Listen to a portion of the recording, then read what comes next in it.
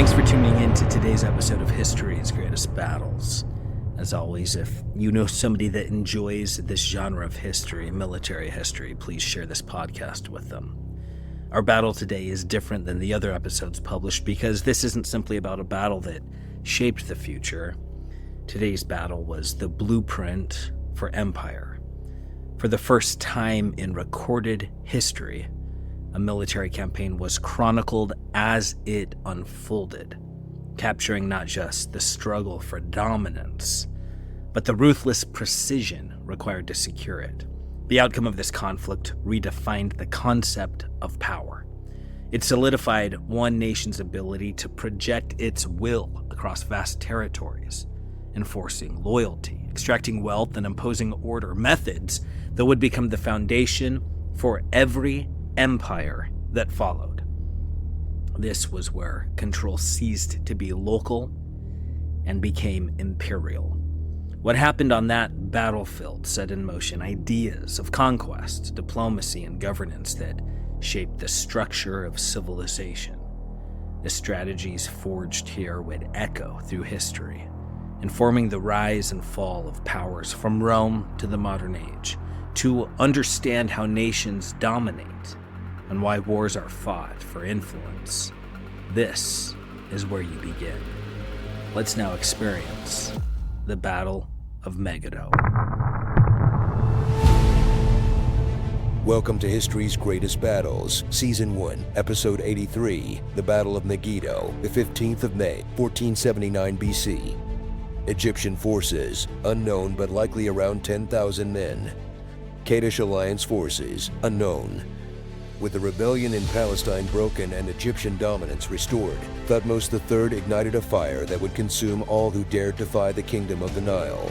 This was the first step in a reign that would see Egypt's power surge beyond all that had come before. Under Thutmose's unyielding leadership, Egypt's armies swept across the known world, carving out an empire that stretched from the sun-scorched deserts of Nubia in the south to the lands of Syria and the upper Euphrates in the north. Never before had Egypt's borders reached so far, its name so feared, or its might so absolute. The horizon itself seemed to bend under the weight of Egyptian conquest, as Thutmose transformed his kingdom into the single greatest empire of its time. At the dawn of the 18th century BC, the mighty edifice of Egypt's Middle Kingdom began to crumble. Its power, once unshakable, sank under the weight of weakness and disorder. Seizing the moment of Egyptian decline, the Hyksos arrived, a Semitic people, likely from the region of Palestine, armed with weapons that outmatched anything the faltering 13th dynasty could muster. Their steel was sharper, their tactics keener, and their resolve was unrelenting. By 1786 BC, the Hyksos had carved out their dominion over Egypt. They seized the throne, ruled with growing confidence, and held their grip on the land for over 2 centuries until 1575 BC. But in time, the Hyksos softened. Success bred complacency, power dulled their edge, and when Egypt finally rose, its people swept through their oppressors. At the forefront of this rebirth stood Thutmose, warrior, ruler, and the architect of Egypt's new kingdom. His reign from 1575 to 1550 BC would not be content with mere restoration. For Thutmose, taking back Egypt was only the beginning. He would not rest until Egypt's northeastern frontier was pushed outward, building a buffer so vast that no foreign power would ever threaten their homeland again. But there was more. Exposure to foreign lands had awakened a hunger in the Egyptians, riches, goods, and ideas that could not be found on their soil alone. Thutmose saw conquest not just as security, but as an opportunity. Conquest, trade, security. For Thutmose, these were not separate aims, but 3 blades of the same sword, and he would wield it to shape Egypt's destiny. Thutmose's victories lit a fire that his successors carried forward. Pharaoh after pharaoh expanded Egyptian power, marching eastward into the lands along the Mediterranean and driving south into Nubia, modern Sudan, where the Nile runs through harsh and golden terrain. By the reign of Thutmose the First, Thutmose's grandson, Egypt's power swelled to new heights. Palestine and Syria fell beneath the Egyptian banner, their kings brought to heel, and the name of Egypt struck fear into foreign courts. Yet when Thutmose died in 1510, Egypt's relentless march paused. His successor, the formidable Hatshepsut, had little taste for conquest. Hatshepsut, the daughter of Thutmose the First, stepsister and queen to Thutmose II, stepped into power unlike any woman before her. When Thutmose II died in 1490, Hatshepsut began as regent for her stepson, the young Thutmose the Third. But soon she shed the guise of caretaker, seized the reins of power, and ruled as pharaoh, Egypt's only true queen in all of her history. For over 2 decades, from 1490 to 1468 BC, Hatshepsut's reign was a time of stillness and splendor. She filled Egypt with stone temples and towering monuments, her legacy written into the walls of Karnak and beyond. But peace came at great cost. In the Middle East, once loyal subject kings began to stir, whispering of independence in hushed courts, emboldened by Egypt's inaction. At the heart of this rebellion stood the king of Kadesh, a man of cunning ambition bolstered by the rising might of the Mitanni east of the Euphrates. Together they shattered Egypt's hold on Palestine and Syria just as Hatshepsut's reign drew to an end. Egypt's failure to crush the early signs of rebellion emboldened Kadesh, a king who ruled not by right but by strength, demanded loyalty from every vassal under his influence in Syria and Palestine, and they willingly gave it. Yet in southern Palestine, small kingdoms faltered. Memories of Thutmose's wrath lingered, casting a shadow over the rebellion's allure. Kadesh moved quickly. Troops marched south, swords drawn, to force obedience from those wavering kingdoms. Behind the scenes, the rising Mitanni, ambitious and cunning, lent their silent support, eager to see Egypt weakened. The Mitanni were no mere bystanders. Their growing empire vied for dominance with the restless Assyrians, 2 predators circling one another in the shadows of the ancient world. To the Mitanni, every wound inflicted on Egypt was an opportunity, a chance to tip the balance of power in their favor.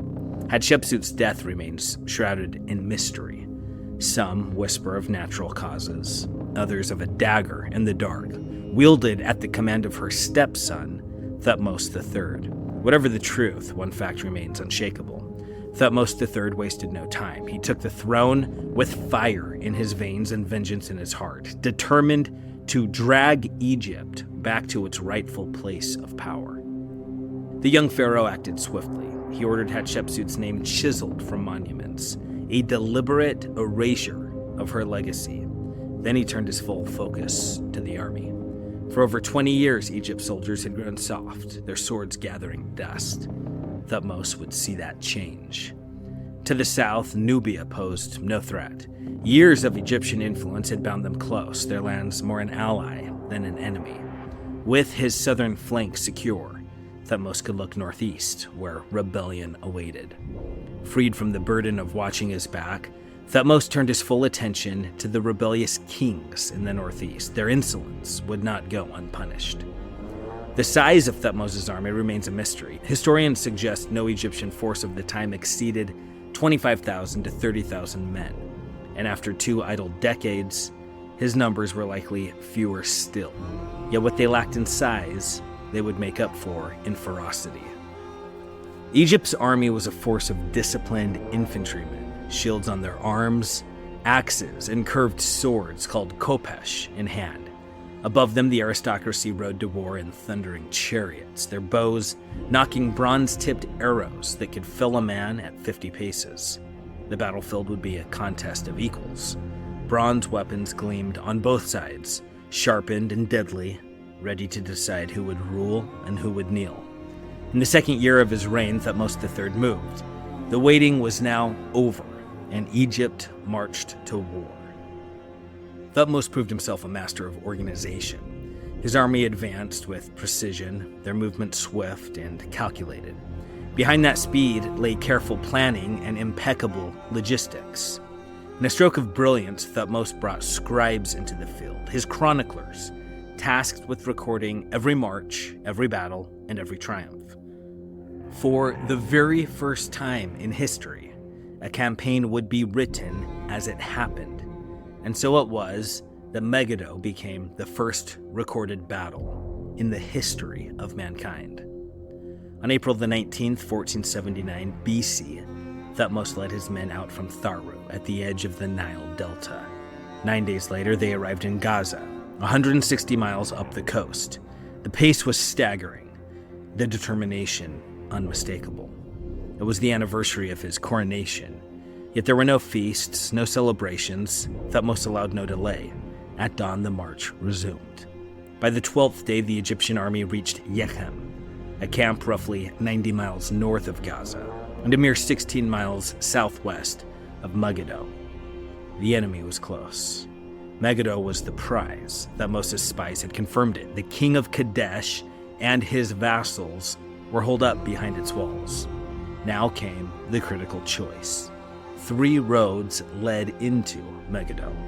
One route ran north to Aruna, skirting the ridge of Mount Carmel before twisting northeast through a treacherously narrow pass straight to Megiddo's gates.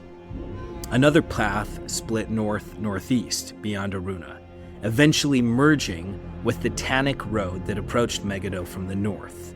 The final option turned east toward Damascus, then curved north-northwest through Tannic, and from there Thutmose could strike Megiddo from the south, a flanking maneuver that promised some sort of tactical surprise. Thutmose's advisors urged caution. The narrow pass to Aruna was a deadly trap. It was a bottleneck, perfect for an ambush. They pressed him to choose one of the safer routes, but Thutmose dismissed their warnings outright. He would not creep around Megiddo like a jackal. He would march boldly through the pass, straight and unflinching. "If you fear the pass, take another road," he declared, "but I will lead my army through it." His resolve left no room for debate. Quote, "For they, the enemy, abominated of Ra, consider thus: has the majesty gone on another road? Then he fears us. Thus do they consider." End quote. Reluctantly, his officers fell in line. None dared oppose the pharaoh's will, and Thutmose was right.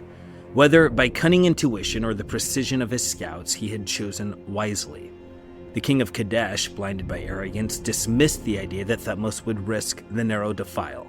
Confident in this particular assumption, he massed his army near the Tannic Road, leaving the pass all but undefended. On May the 13th, Thutmose ordered the army forward. They left Yechem behind, heading straight for Aruna and the narrow pass beyond. Thutmose himself led the column, riding at the head of the army in his chariot. He stood as a living symbol of courage, his every motion assuring his men that their path was the only one worth taking. When the Egyptian army emerged from the pass, they met only a token resistance, a small covering force hastily thrown forward by the enemy. Thutmose's soldiers smashed through them without effort, scattering the defenders like dry leaves before a gale. For all his boldness, Thutmose was no fool. Listening to his officers, he resisted the urge to pursue the fleeing enemy. Instead, he ordered the army to form a strong defensive position and waited for the full column to regroup. News of his arrival sent the king of Kadesh into retreat. His forces fell back to the safety of Megiddo's fortified walls, their confidence now shaken. That same day, perhaps by dusk, Thutmose made a critical decision. He would not charge the enemy at once. Instead, he moved his forces into position west of Megiddo, securing the high ground. Thutmose stretched his forces in a wide arc along the small river Kina, his flanks anchored firmly on the surrounding hills, creating an unbreakable line. The position was deliberate. It offered not only tactical superiority, but a clear route of retreat should the unthinkable occur. As darkness fell on May 14th, the armies of Egypt and Kadesh lay encamped, separated only by the silence of the night. With the first light of dawn, Thutmose divided his army into 3 formations. Thutmose himself took command at the center. His left flank pushed far to the northwest, cutting off the key road that led out of the city. No retreat would go unpunished. Megiddo was to be surrounded. The exact flow of the battle, how swords clashed, how formations broke, has been lost to time, but one fact stands beyond dispute. The enemy broke. chroniclers of the time left no ambiguity. Thutmose's forces sent the armies of Kadesh fleeing in terror. Quote, "His Majesty went forth in his chariot of electrum, adorned with his weapons of war, like Horus, armed with talents, the Lord of Might, like Mentu of Thebes, his father Amun-Ra strengthening his arms." End quote. However it unfolded, the result was clear. The Egyptians seized the upper hand. The enemy turned and ran, abandoning their camp in panic. Their war machines, their provisions, and tents left for the taking. For the Egyptians, this sudden windfall was irresistible. The troops abandoned the chase to plunder the spoils of war. Loot scattered across the battlefield, and in that moment of greed, the enemy escaped. Kadesh's forces stumbled back toward the city walls, saved by Egyptian distraction. They escaped, barely, breathless and battered. The gates of Megiddo slammed shut with unseemly haste. Soldiers who lagged behind had to be hauled up the walls, ropes fashioned in desperation from cloaks and tunics, a last-ditch scramble for safety. Thutmose was furious. His men had traded victory for greed, and he let them know it. Quote, "Had ye afterwards captured this city, behold, I would have given a rich offering to Ra this day, because every chief of every country that has revolted is within it." End quote. With the chance for a quick victory now lost, Thutmose did what great commanders do. He adapted. The city would fall, but it would fall slowly. Thutmose ordered his men to cut the surrounding forests and build a siege wall, an impenetrable ring around Megiddo. He named the wall, quote, Thutmose, encloser of the Asiatics, end quote, a monument to his patient wrath. A single gate pierced the siege wall, a grim invitation for surrender. Those inside Megiddo would face two choices: exit through that gate or starve. The siege was recorded in meticulous detail, written on a roll of leather and stored in the great temple of Amun. Sadly, only the faintest echoes of that record survive. The fertile lands around Megiddo fed the Egyptian army. Crops, cattle, and sheep were taken as provisions, ensuring that Thutmose's forces remained well-fed while the city's defenders grew weaker by the day. The length of the siege also remains uncertain. Accounts vary, some claiming as little as 3 weeks, others stretching it to 7 months.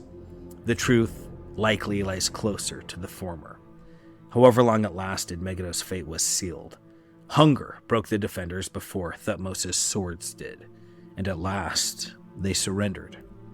Several kings fell into Egyptian hands, captured during the siege or in the chaos of the city's fall, but the king of Kadesh, elusive and wily, slipped away, vanishing into the wake of his defeat. Thutmose showed restraint. He did not destroy the city or punish its rulers excessively. Instead, he stripped Megiddo of its wealth and marched the spoils back to Egypt. Yet, Thutmose knew the power of hostages. On the battlefield, he seized the king's son, along with the sons of other rebellious kings. They were taken to Egypt, not as prisoners, but as pawns, destined to serve as living guarantees of loyalty. The spoils of Megiddo were also vast. It's recorded 924 chariots, 2,238 horses, 200 suits of bronze armor. Even the king of Kadesh's royal tent, with its treasures and finery, was carted off to Thebes. And the riches did not end there. As Thutmose pushed his campaign further, victory after victory brought him 426 pounds of gold and silver, an avalanche of wealth pouring into Egypt.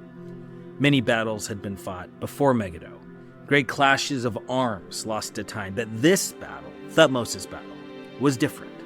It was the first recorded by eyewitnesses, carved into the history of mankind for all time. Yet even the precise date of Megiddo's glory remains a source of debate. Scholars, as ever, argue over the exact year when Thutmose took his place in history. The great historian James Breasted, in 1905, pieced together a masterful account of the battle. He gave us not just the year, but the very month and day, a specificity few ancient battles can claim. William Petrie, translating the Annals of Thutmose the Third, provided us with the Egyptian perspective. They did not count years as we do today, but measured time by the rule of their kings. From these annals, we know this much. Thutmose departed from Tharu on the Nile Delta on the 25th day of Farmuthi in the 22nd year of his reign. Yet even here confusion lingers. Thutmose dated his reign not from his succession after Hatshepsut, but from the death of his father, Thutmose the Second, a quirk of royal accounting that muddies the historical timeline. Thus, historians scatter their estimates. 1458 BC, 1467, 1469, the truth lies somewhere within those fleeting years. With Megiddo secured and its treasure in tow, Thutmose led his men north. The cities of Lebanon, Yanoam, Nujis, and Hernkeru fell before him, either by submission or by force. How these cities fell, through trembling messengers of submission or by the bite of Egyptian swords, remains unclear. What we do know is that they didn't resist long. Thutmose's authority spread swiftly. He moved methodically. He ordered fortresses built, stone and sweat securing the northern border. With the king of Kadesh still at large, this stronghold would stand as Egypt's watchman. Local kings were given a choice: swear loyalty or be replaced by those who would. Egyptian hegemony was reestablished, one oath at a time. Thutmose repeated his masterstroke. Just as he had seized the king of Kadesh's son, he gathered the heirs of these local kings and took them back to Egypt. This was no mere act of vengeance. These young hostages were raised in Egypt, immersed in its grandeur and its power. By the time they returned to rule, they would carry Egypt's influence in their hearts. It was loyalty secured not by chains, but by culture. By early October, Thutmose the Third returned triumphant to Thebes. Behind him, a more stable, more powerful Egyptian empire stretched its borders, restored, reforged, and ready for the future. But peace would not reign forever. Thutmose would campaign 15 more times in the northeast, crushing rebellion, repelling threats, and ensuring Egypt's dominance remained absolute. On his 8th campaign, Thutmose crossed the upper Euphrates to face the Mitanni, that rising empire that sought to challenge him. There, he broke them, driving Egypt's reach to its furthest limits. The conquests of Thutmose the Third transformed Egypt utterly. Tribute flowed into Egypt in staggering quantities: gold, silver, precious goods, enough to fund the construction of temples and monuments that stand as Egypt's glory today, rivaled only by the ancient pyramids and the Sphinx. Once, Egypt had cloaked itself in isolation, but the Hyksos and the wars in the New Kingdom had changed everything. The wealth of foreign lands proved simply too tempting. Egypt would never again shut itself away from the world. Ruling an empire came at a price. Egypt needed men to govern its distant lands and soldiers to hold them. A vast bureaucracy rose alongside a standing army, each draining the coffers even as they filled it. All this wealth was seen as a gift from the gods, and with it, the priesthood grew, not just in piety, but in power.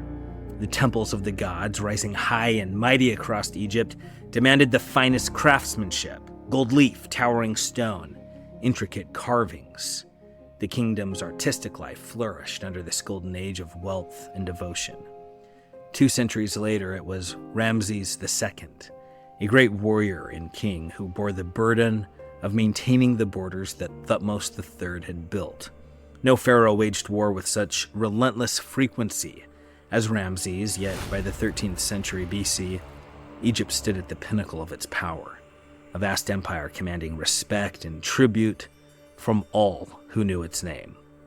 But history is merciless. From that towering height, waves of invaders crashed upon Egypt's borders.